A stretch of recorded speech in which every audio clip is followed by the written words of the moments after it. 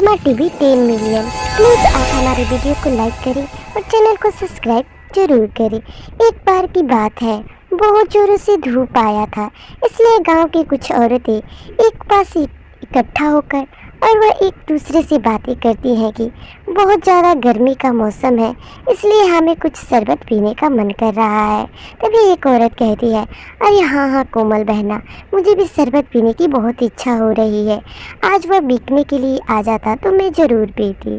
उसी कुछ देर के बाद तभी गांव की एक औरत मटके में शरबत लेकर और बेचने के लिए आती है और वह गांव में आकर और ज़ोरों ज़ोरों से चिल्लाने लगती है, अरे शरबत ले लो, शरबत ले लो। फिर वह एक पेड़ के पास आकर बैठती है और गांव वालों की तरफ इधर उधर देखने लगती है। तभी गांव की कुछ औरतें उसके पास शरबत पीने के लिए आती हैं और फिर वह औरतें उससे कहती हैं, अरे हमें तो बहुत दिनों से इच्छा हो रही थी शरबत पीने की, चलो आज मिल ही गया।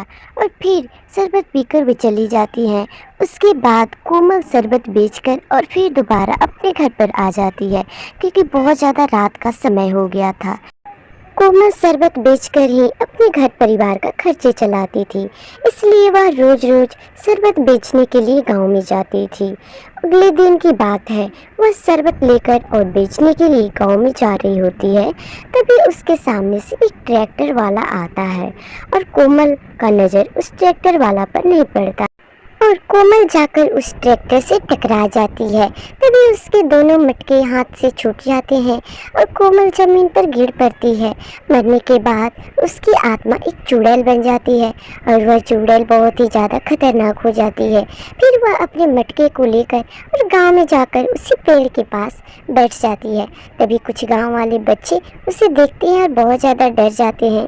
तभी गाँव वाले आदमी उसके पास आते हैं और कोमल से पूछते हैं, अरे कोमल, तुम्हारा ये हालत किसने किया, और बताओ तुम ये सब चुड़ैल कैसे बन गई। तब कोमल अपनी सारी बातें बताती है।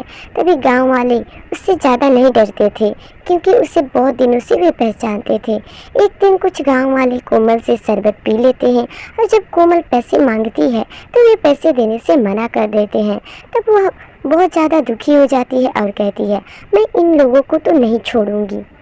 और उसके बाद जैसे ही रात आता है तब वह चुड़ैल उन दोनों के घर में आ जाती है और कहती है कि अरे इन्हीं दोनों ने मेरा पैसा नहीं दिया है, अब मैं इन दोनों को नहीं छोड़ूंगी। फिर वह मटके वाली चुड़ैल अपने मटके से एक जादू निकालती है और उन दोनों आदमियों के ऊपर फेंक देती है और फिर उन्हें मार डालती है। वह मटके वाली चुड़ैल